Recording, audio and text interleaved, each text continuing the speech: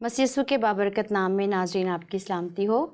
एक दफ़ा फिर आपकी खिदमत में मैं और पास्टर शफीक कमल साहब हाजिर हैं प्रोग्राम हतमी सच्चाई के साथ। नाज़रीन, प्रोग्राम का आगाज़ मैं इस बात से करना चाहूँगी कि अंजील मुक़द्दस दुनिया में सबसे ज़्यादा पढ़ी जाने वाली किताब है। सबसे ज़्यादा तर्जुमे भी इसी किताब के हुए और सबसे ज़्यादा तनकीद भी इसी किताब पर ही की जाती है। लेकिन इसकी खूबी ये है कि इस पर जितनी भी तनकीद की जाए ये और ज़्यादा निखर कर सामने आती है। हमारा आज का प्रोग्राम कुछ ऐसे ही तीखे और चुभते हुए सवालात पर मबनी है। यानी हमारे बहुत सारे व्यूवर्स ऐसे हैं जिन्होंने काफ़ी एतराज़ात किए हैं और आज का जो हमारा प्रोग्राम है वो भी इन्हीं सवालात पर मुश्तमिल है। हम अपने प्रोग्राम का आगाज़ करते हैं। पास्टर साहब, हम अपने प्रोग्राम में आपको वेलकम करते हैं और एक दफ़ा फिर कुछ तीखे और कड़वे सवालों के साथ हम हाजिर हैं। ठीक है। पहला सवाल मैं आपसे पूछना चाहूँगी, हमारे एक व्यूअर्स हैं आमिर मलिक साहब जी। उनका सवाल ये है, वो कहते हैं कि हज़रत ईसा जो थे वो सलीबी मौत से खौफज़दा थे और उन्हें सलीबी मौत में कोई दिलचस्पी नहीं थी। फिर वो ये कहते हैं तो मसीही लोग क्यों इस बात को मानते हैं कि वो हमारे गुनाहों की खातिर मरा जबकि वो इस मौत में दिलचस्पी नहीं रखता था। एक बड़ा एतराज़ उन्होंने उठाया है। आमिर मलिक साहब की अपनी परसेप्शन का मसला है। मैं हर प्रोग्राम में इस बात का अदा करता हूँ कि बाइबल दुनिया का बेहतरीन और उत्तम अदब है। अदब को समझने के लिए आपके अंदर भी एक अदब होना चाहिए।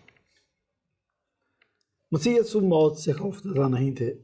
मसीह यीशु एक नहायत दिलेर शख्स थे कि जिनको पता था कि मैं यरूशलेम में जा रहा हूँ तो यहाँ मुझे पकड़ेंगे और मुझे सलीब चढ़ाएंगे, मेरी मौत वाक़या होगी। इसके बावजूद वहाँ जा रहे थे। उन्होंने अपनी ज़मीनी खिदमत के दौरान कई दफ़ा ये बात कही कि इब्ने आदम को ऊंचे पर चढ़ाया जाएगा, इब्ने आदम गुनहगारों के हवाले किया जाएगा। तो बरमला अपनी मौत का इजहार करते थे। यहूदी और इवन उनके शागिर्द भी उनकी मौत वाली हकीकत को कबूल करने के लिए किसी तरीके से तैयार नहीं थे। तो ये कह देना कि मसीह मौत से खौफज़दा थे, ये आपकी अपनी रॉन्ग परसेप्शन है। मैं एक वाक़या बयान करता हूँ कि फरीसियों ने मसीह यीशु को दबे अल्फाज में थ्रेट करने की कोशिश की कि सरकार ज़रा केयरफुल रहिएगा, इस हफ्ते आपके कत्ल के मंसूबे बनाए जा रहे हैं। तो मसीह यीशु ने कहा कि जाओ उस लोमड़ी के बच्चे को जाकर बता दो कि मैं आज और कल इधर ही हूँ, काम करूँगा। अलबत्ता मेरे बारे में जो तय है कि मैं गुनहगारों के हवाले किया जाऊँगा, वो यरूशलेम में इसलिए मुझे दी जाएगी, वो अपनी जगह तय है, वो भी होगा, लेकिन मैं डरता नहीं हूँ किसी से। तो ये कह देना जी मसीह यीशु सलीबी मौत से खौफज़दा थे। दरअसल इनका इशारा बागे गसमनी में की जाने वाली दुआ की तरफ है। हाँ जी, क्या बाप अगर हो सके तो ये प्याला मुझसे टल जाए, तो भी मेरी नहीं बल्कि तेरी मर्जी पूरी हो। ये अल्फाज मसीह यीशु ने सलीब पर नहीं कहे और ना सलीबी मौत के बारे में कहे। मसीह यीशु मौत को दो तरीक़ों से देखते थे। इस बात को समझने की कोशिश करें। मसीह यीशु का कहना ये था कि मौत आए तो सिर्फ सलीब पर आए। सलीबी मौत के लिए वो पूरी तरह तैयार थे। बाइबल कहती है कि वो अज़ल से ज़िबा किया हुआ बर्रा। कभी मसीह यीशु के मुंह से आपको ऐसे अल्फाज नहीं सुनाई दिए होंगे कि जी रात को मुझे डरावने ख्वाब नज़र आते हैं, लंबी लंबी दाढ़ियों वाले फरीसी नज़र आते हैं, मुझे पकड़ के लेके सलीबें नज़र आती हैं, हथकड़ियाँ नज़र आती हैं, मेरे पसीने छूट गए। No, never. सलीबी मौत के मुतल्लिक़ उन्होंने कभी ऐसा नहीं कहा। अलबत्ता सलीब के अलावा कहीं पर भी अगर मौत का ख़दशा था तो उन्होंने अपने आप को बचाया और बचाना चाहिए था। हम जिस खित्ते में रह रहे हैं यहाँ पर रिवाज ये है कि अगर आप घर से सब्ज़ी लेने निकलें, रास्ते में एक्सीडेंट में आपकी मौत वाक़या होगी तो भी उसकी कब्र पर जो कुतबा लगेगा उस पर लिखेगा शहीद, है ना। हमारा रवैया ये है। शहीद की ये डेफिनेशन नहीं है। In the line of fire अगर आप जंग करते हुए महाज के ऊपर आपकी मौत वाक़या होती है तो शहीद है। इसी तरह कलाम मुक़द्दस के मुताबिक क्रिश्चियन पर्सपेक्टिव के अंदर अगर आप इंजील की मुनादी करते हुए मारे जाते हैं तो आप शहीद हैं। आप किसी के मकान के झगड़े में लड़ाई करें और मारे जाएं, बोले जी मेरा नाम इमानुएल शहीद है, नहीं, ये नहीं हो सकता।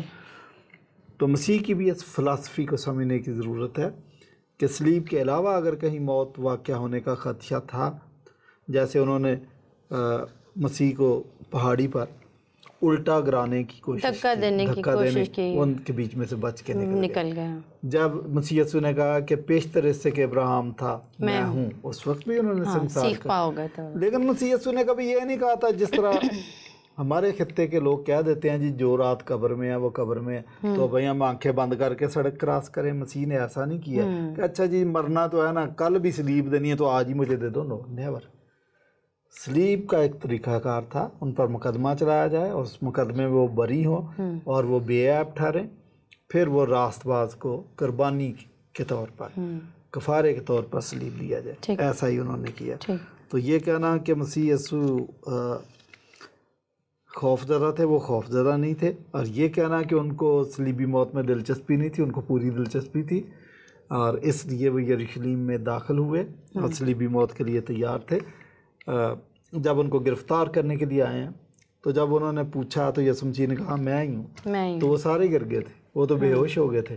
तो यीशु मसीह दाऊद की तरह अगर चाहते, जिस तरह दाऊद ने जाती जूलियत की गर्दन तलवार लेके, हाँ, तो उनके लेदे लेके तो सब 12 तुमन की भी बात उसी वक्त की गई थी। जी जी जी। तो लेकिन मसीह ने ये नहीं कहा, उनका उठो, उनको उठाया, उनको होश भी खुद ही कराया कि जिस काम आए हो काम करोगे। सही है। तो सलीबी मौत में उनको दिलचस्पी थी क्योंकि ये खुदा के ऐन मंसूबे के मुताबिक था। रही बात के क्रिश्चियन कफ़ारे के नज़रिए को क्यों मानते हैं, तो भाई ये नज़रिया 100% परफेक्ट नज़रिया, इसलिए हम उसको मानते हैं। हमारा कफ़ारे के बगैर तो हमारा ईमान मुकम्मल नहीं होता। और मसीह यीशु पौलुस रसूल पहला करंथियों 15वां बाब 3 और 4 आयत में अपने इस अकीदे का इजहार करते हैं जो उसके मसीह होने से पहले ही शागिर्दों ने या मसीहियों ने तैयार कर लिया था कि मसीह, हाँ, जो बात मुझे पहुंची मैंने सबसे पहले तुमको पहुंचा दी कि मसीह किताब मुकद्दस के मुताबिक हमारे गुनाहों की खातिर मर गया और किताब मुकद्दस ही के मुताबिक तीसरे दिन मुर्दों में से जी उठा। तो हमारा तो अकीदा है। और अभी भी कलीसियाओं के अंदर हर इतवार या इसके अलावा भी वक्तन फ़क्तन जब ये अकीदा पढ़ा जाता है तो उसमें ये बात ज़ोर देकर हम पढ़ते हैं कि वो हमारे गुनाहों की खातिर मर गया, मसलूब हुआ, वगैरह वगैरह। ठीक है पास साहब, अगला इनका एतराज़ ये है, वो ये कहते हैं कि मसीह यीशु का कफ़ारा नाकाम हो गया। वो नहीं मानते इस चीज़ को कि उनका कफ़ारा कामयाब है या उसकी वजह से जो भी है, लेकिन वो कहते हैं कि नाकाम कफ़ारा है।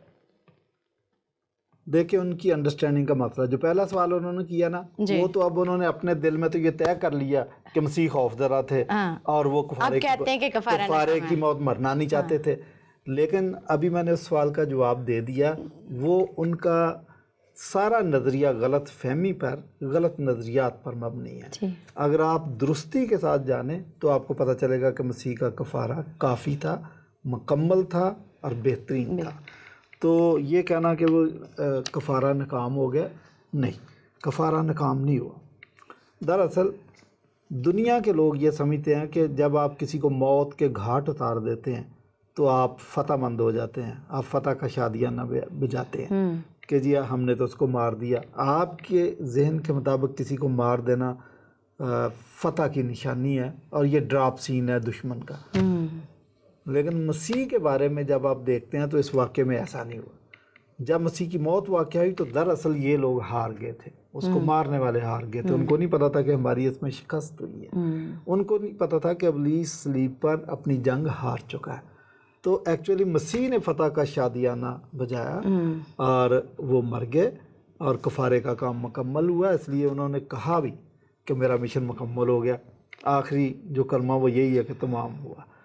तो एक शख्स ने नहायत कामयाबी के साथ, जिसमें 20 जगह रुकावटें थी, उन सारी रुकावटों को कामयाबी के साथ अबूर किया और कफ़ारा दिया और फिर कहा तमाम हुआ। मैं आपको बताऊं कि जब मसीह यीशु अभी बचपन में थे तो पहली बात तो है कि उनकी बर्थ होने वाली है जगह ही नहीं मिल रही, ये भी आप देखें खतरा था। फिर 2 साल के बच्चे मरवा दिए गए, वहाँ भी यीशु मसीह बच गया। लेकिन इब्लीस ने रोड़े अटकाने की कोशिश की। अच्छा, फिर हम ये देखते हैं कि कई मौक़ों पर मसीह यीशु की मिनिस्ट्री के अंदर उसको कत्ल करने की कोशिश की। नाकाम हुए। पिलातूस की बीवी ने एक ख्वाब देखा कि तू इस रास्तबाज की ज़िंदगी से कोई काम नहीं रखना। मैंने ख्वाब में इसकी वजह से दुख उठाया। लोग समझते हैं बड़ी अच्छी औरत थी, वो होगी अच्छी होगी, लेकिन ये ख्वाब इब्लीस की तरफ से था कि पिलातूस अपनी बीवी को इनकार नहीं कर सकता। और वाकया उसने उसकी बात मानी, वो चाह रहा था इसको छोड़ दे लेकिन छोड़ नहीं सका। यहाँ पर भी आप अच्छा, फिर पतरस ने जब तलवार निकाली तो वहाँ पर भी ये इब्लीस ही का काम था कि बलवा हो जाए, इधर ही 8-10 बंदे उधर मर जाए, 15 उधर मर जाए, वहाँ मसीह की भी हलाकत हो जाए या ना हो, बलवा हो जाए, लेकिन ये स्लीप तक ना पहुँच सके। लेकिन मसीह यीशु तो स्लीप तक पहुँच गए। स्लीप पर भी पहुँच गए तो फ़कीहों और फरीसियों ने कहा कि सरकार अगर आप स्लीप से नीचे उतरे तो हम आप पर ईमान लें। मैं आपको सच बताऊं कि अगर मसीह की जगह मैं होता तो मैं तो फ़ौरन उतरा था कि 20,000 बंदे तो इधर खड़े हैं, बड़े बड़े ओहदेदार भी खड़े हैं, चर्च बड़ा अच्छा बन जाएगा, तो इनको देख के और भी चर्च भर जाएगा। मसीह ने उनकी इस बात का भी जवाब नहीं दिया। इसलिए इन सारी रुकावटों को अबूर करते हुए जब उनके कफ़ारे का काम मुकम्मल हुआ तो उन्होंने कहा तमाम हुआ, तो उनका मिशन कंप्लीट हो गया था। उन्होंने अपना मिशन कंप्लीट किया। अब उन्होंने यही मिशन हमारे सुपुर्द कर दिया। मौसूफ़ को बाइबल की तालीमात से वाकफ़ियत नहीं है, वरना ये ना कहते कि मसीह का कफ़ारा नाकाम हो गया। वो कामयाब हुआ और अभी तक तो कामयाब है, और जो उस पर ईमान लाता है नजात पाता है। जी जी भाई साहब, एक अगले हमारे इस्लामी भाई हैं गातिब अली शाह साहब, उनका एक एतराज़ है। वो कहते हैं कि मसीही लोग जो हैं वो शैतान के पैरोकार हैं। बड़ी बात है भाई साहब जो उन्होंने कही है, और वो अपनी इस बारे में ये गवाही देते हैं या ये बात वो कहते हैं कि मसीह लोग हमारे दीन की तौहीन करते हैं। वो अपने बारे में कहते हैं कि हम साबका किताबों को मानते हैं, हम साबका नबियों को मानते हैं, लेकिन मसीह लोग जो है वो हमारे दीन को नहीं मानते और जो है वो तौहीन करते हैं। इसका मतलब है कि वो शैतान के पैरोकार हैं। कि सारे मसीही लोग एक जैसे नहीं हैं। जो ईमानदार हैं, चर्च के लोग हैं, वो कभी भी नहीं ऐसा करते, क्योंकि मसीह यीशु ने उनको ये बात समझाई हुई है। पहली बात कि अगर कोई तुम्हारे दाएं गाल पे थप्पड़ मारे तो बायां गाल उनकी तरफ फेर दो। दूसरी बात, मुनादी करो, अंजील सुनाओ। अगर कोई आपकी बात मानता है तो वेल एंड गुड, नहीं मानता तो अपने पाँव की गर्द झाड़ कर वापस आ जाना। मसीह ने तो अपने शागिर्दों को कहीं नहीं कहा कि नहीं आपके लिए तो ये यही सब कुछ होगा, वहाँ पे उसकी गर्दन काट देना अगर वो कलमा ना पढ़े। नहीं, ऐसा मसीह ने नहीं कहा। ठीक, तो हम ऐसा नहीं करते। लेकिन अगर इक्का दुक्का मसीही लोग जो नाम नहाद क्रिश्चन है, वो अगर इस किस्म की बात किसी के मज़हब के ख़िलाफ़ बोलते भी हैं तो हम उसकी मजम्मत करते हैं। बिल्कुल, हाँ। हमारा ये स्टाइल नहीं है, हमें ऐसा करना नहीं चाहिए। ये टेरी जॉन्स एक अमरीकी है जिसने कहा कि मैं कुरान मजीद को आग लगाऊंगा, तो मैंने उसको मैसेज किया था कि ये हरकत नहीं आपको करनी चाहिए। अगर आप जुर्रतमंद मसीही हैं, अगर आप स्टॉन्च क्रिश्चियन अपने आप को समझते हैं, तो उसका ये तरीका नहीं है।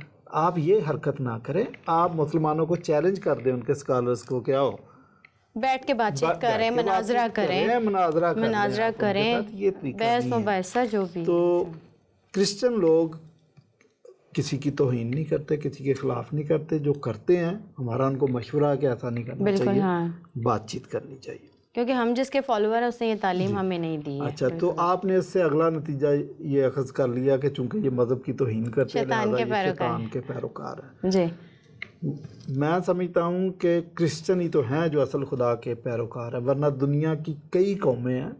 अब मेरा किसी ख़ास एक कौम की तरफ इशारा नहीं है, ठीक, ओवरऑल बात कर रहे हैं। ओवरऑल बात कर रहा हूँ कि बेशुमार कौमें, बेशुमार मज़ाहब है जो समझते तो यही हैं कि वो वन ट्रू गॉड की परस्तिश करते हैं जो इस कायनात का खालिक और मालिक है। उनमें से अक्सरियत की ये खुश फहमी या गलत फहमी है, वो उस असल खुदा को जिसने इस कायनात को बनाया वो उसको जानते तक नहीं। बल्कि डॉक्टर के.एल. नासर तो यहाँ तक भी कहते थे कि बाइबल के अलावा किसी के पास इल्हाम का एक फ़िक्रा भी नहीं। ठीक, तो हम तो वन ट्रू गॉड के पैरोकार हैं, हम मसीह यीशु के पैरोकार हैं। हम इब्लीस के पैरोकार नहीं हैं, बल्कि इब्लीस के ख़िलाफ़ तो हमने जंग शुरू की हुई है भाई, और हम ही हैं जो इब्लीस के काम को रोकने की कोशिश करते हैं, वरना दीगर मज़ाहिब तो इब्लीस के साथ कंप्रोमाइज़ करके बैठे हैं। सही, उसके एजेंडे पे काम कर रहे हैं। कई लोग ऐसे। ठीक ठीक। अब साहब एक अगली बात मैं आपसे पूछना चाहूँगी, इमाल की किताब में 4 बाब की 13 आयत में लिखा हुआ है यूहन्ना रसूल के बारे में और पतरस के बारे में कि ये अनपढ़ और नावाकिफ़ आदमी थे।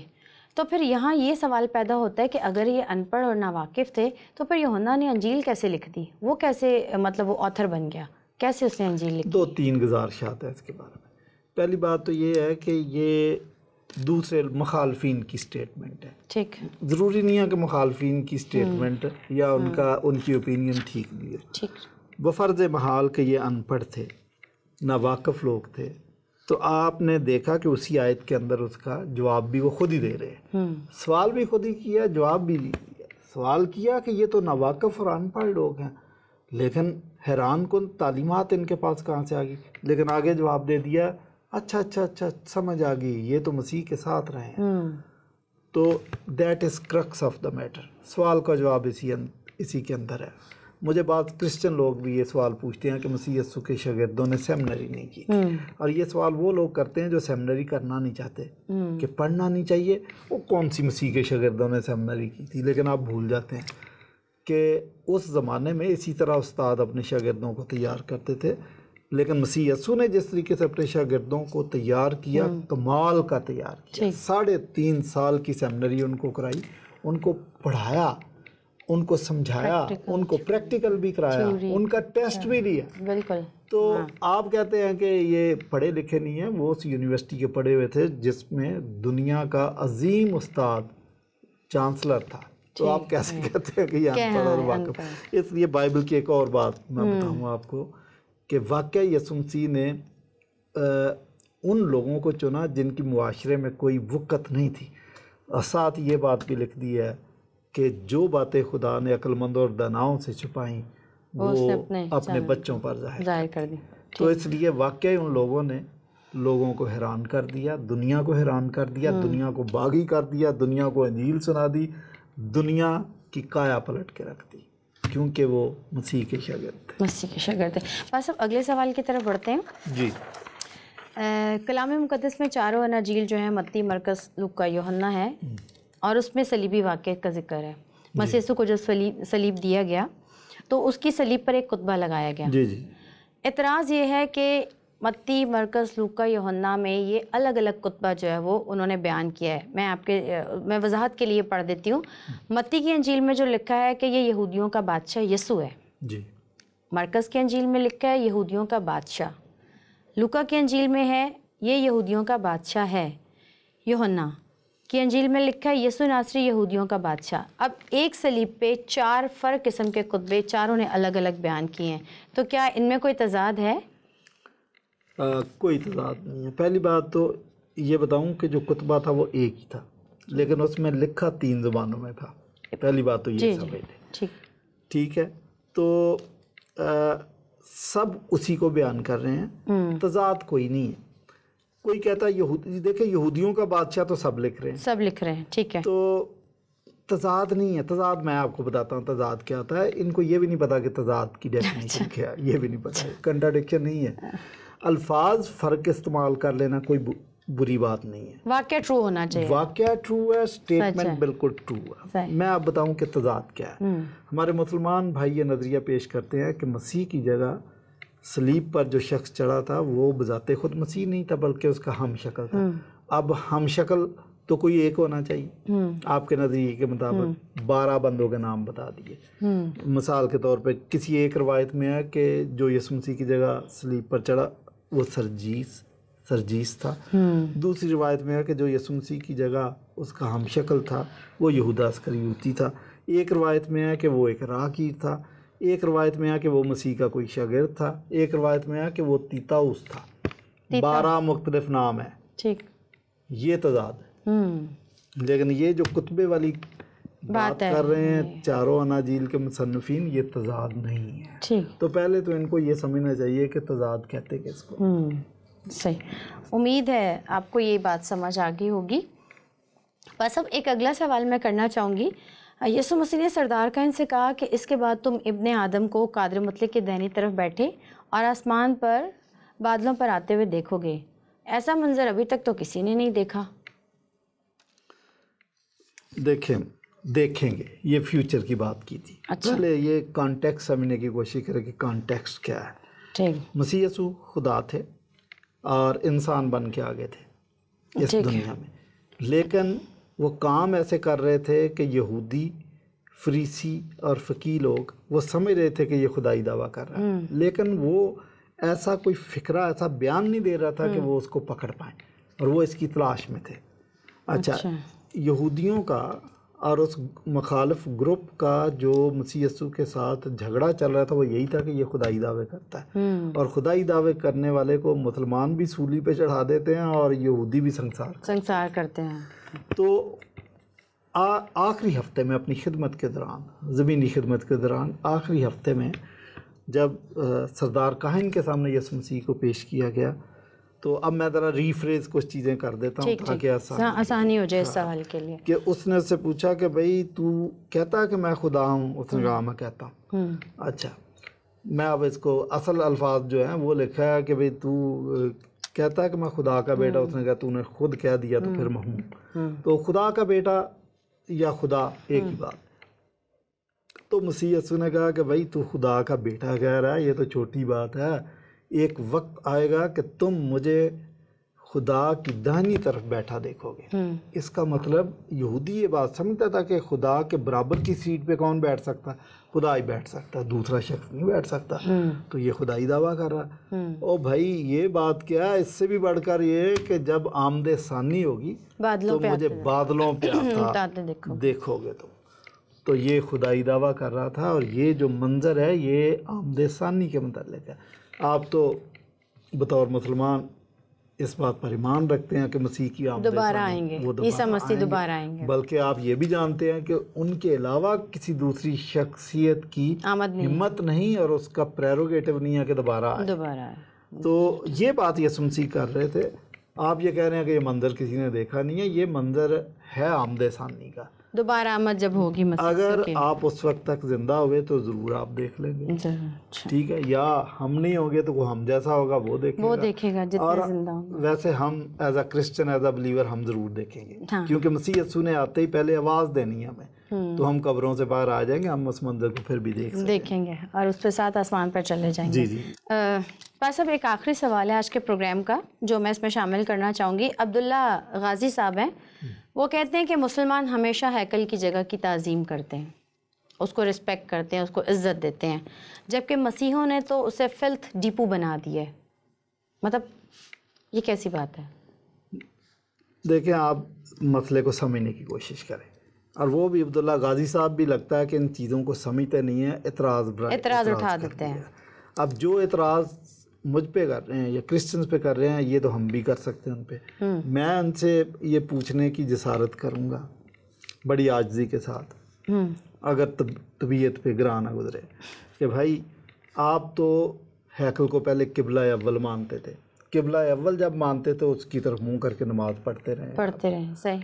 आपको ऐसा क्या मतलब हुआ कि आपने इस अजीम किबले को छोड़ दिया, जिसकी आप कह रहे हैं कि हम तो उसकी बड़ी ताज़ीम करते हैं? तो ताज़ीम तो फिर उसकी तरफ मुंह करके नमाज पढ़ना जारी रखते। सही। आपने तो अपना किबला बदल लिया, अब खाना काबा को आपने किबला बना लिया। और जब एक चीज़ को आपने छोड़ दिया तो फिर तो उसकी ताज़ीम ख़त्म होगी इसी तरीके से। हाँ, जब आपने रुख बदल लिया तो रुख बदल लिया। अच्छा, रही बात कि शायद आप कहते हैं कि क्रिश्चियन उसकी ताज़ीम नहीं करते, क्रिश्चियन उसके ख़िलाफ़ भी नहीं है। मैं आपको बताऊं, ये आपने जो लफ्ज़ इस्तेमाल किया, आपने बहुत ज़्यादती की कि उसको फिल्थ डिपो क्रिश्चियंस ने बना दिया कि अपना कचरा फेंकते हैं।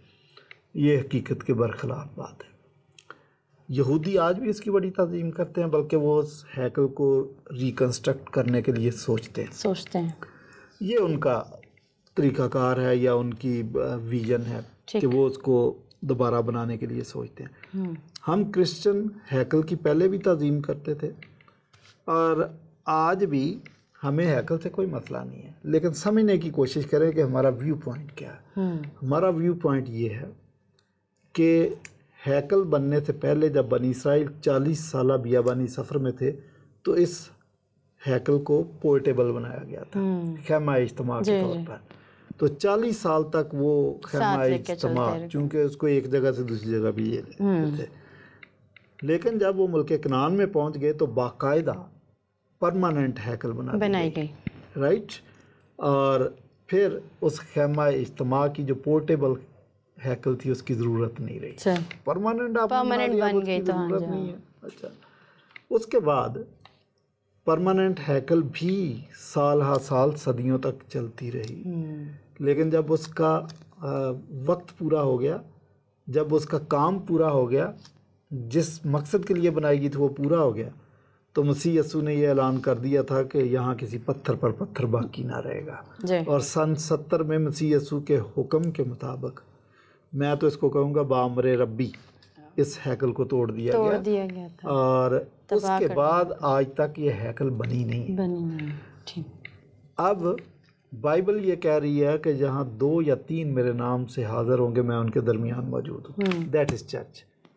यहाँ पर भी हम 3-4 लोग मौजूद हैं और हम दुआ करें तो खुदा हमारे दरमियान मौजूद है। हमें रूह कुछ की हुजूरी नजर आएगी, हम इसको महसूस करेंगे, दैट इज़ चर्च। बिल्डिंग बाद की बात है, बिल्डिंग भी हम बना लेते हैं, लेकिन एक्चुअली लोग, क्रिसिया के लोग और खुदा वहाँ मौजूद हो, दैट इज चर्च। जो कॉल्ड आउट हैं, बुलाए गए लोग हैं, वो चर्च कहलाता है। हैकल प्रेजेंस ऑफ गॉड का मज़र थी, अब प्रेजेंस ऑफ गॉड हर जगह है, सिर्फ हैकल में नहीं है। हैकल में भी पाक तरीन मकाम में काहिन एक दफ़ा जाता था, लेकिन अब तो हैकल का पर्दा जब फट गया, 2 हिस्से हो गया, तो अब खुदा और इंसान के बीच में जो दीवार थी वो ख़त्म हो गई है। तो इन अ सेंस अगर हम चर्च बना के खुदा की इबादत कर रहे हैं तो हम उस हैकल की तज़ीम का मकसद इधर से पूरा कर रहे हैं, हम उसके ख़िलाफ़ नहीं हैं। लेकिन एक बात उनको भी बता दूं कि उस हैकल का मकसद ख़त्म हो गया, अब उसकी ज़रूरत नहीं है। लोग मुझसे बाज़ औक़ात सवाल करते हैं कि ऐद का संदूक मिल गया या नहीं, या किधर है, तो मैंने कहा ज़रूरत नहीं है उसकी, अब उसकी अहमियत ख़त्म हो गई। ऐद का संदूक प्रेजेंस ऑफ गॉड को जाहिर करता था। अब प्रेजेंस ऑफ गॉड, हम 3 लोग बैठ के दुआ करें, presence of God will be there. तो ये उनका कहना कि जी मसीहों ने जंगें लड़ी और वो जंग जब करते थे, सलीबी जंगें जो ये शायद हैकल की बेहुरमती थी, ऐसा नहीं है। वो मैं उनकी हिमायत भी नहीं करता सलीबी जंगों वालों की, लेकिन बहरहाल वो हैकल की बेहुरमती के लिए नहीं थी, वो मुक़द्दस सरज़मीन की बादयाबी के लिए जाती थी। लेकिन जो क्रिश्चियन ईमानदार हैं, चर्च जो है, ये इसको अप्रूव नहीं करता कि सलीबी जंगें ठीक थी या दोबारा भी करनी चाहिए। नो, जंग के हम हमेशा खिलाफ हम हैं, कभी उसके फेवर में नहीं, हम अमन के। तो हैकल की भी हम तज़ीम करते हैं और दीगर अक़वाम की जो इबादत गाहें हैं, हमें उनसे भी कोई मसला नहीं है। हम ऐसा नहीं करते कि चलो सीना से पर हों और तलवार पकड़े और उनकी इबादत गाहों को ढाएं, हमारा ये भी शेवा नहीं, तो हमें कोई मसला नहीं है कल से। बहुत शुक्रिया पास साहब, आपने आज काफ़ी तफसीली जो है गुफ्तगू की इन तमाम एतराज़ात पर। नाजरीन और हमारे वो तमाम नाजरीन जिन्होंने एतराज़ात भेजे थे, जिन्होंने सवालात उठाए थे, उम्मीद है आपको आपके जवाबात जो है वो तफसीली तौर पर मिल गए होंगे। मैं आपसे ये ज़रूर कहना चाहूँगी कि अगर आप कोई भी एतराज़ करते हैं, लेकिन आप उस एतराज़ के लिए उस किताब के कॉन्टेक्स्ट को समझिए, हिस्ट्री से वाकिफ़ हों, कलाम की तफसीर पढ़ें और फिर आप जायज़ एतराज़ करें। उम्मीद है आज का प्रोग्राम आपको पसंद आया होगा। अगर आप कोई भी सवाल पूछना चाहते हैं, कुछ भी जानना चाहते हैं, तो हमारे दिए गए नंबर्स पर हमसे रब्ता कर सकते हैं। अगले प्रोग्राम तक के लिए मुझे और पास्टर साहब को इजाज़त दीजिए। खुदावंद का फजल आप पर हमेशा होता रहे। चलते चलते एक बात कहना चाहूँगी, सच बोलिए, सच सुनिए, सच सुनने की जुर्रत पैदा कीजिए। खुदावंद आपके साथ हो। शुक्रिया।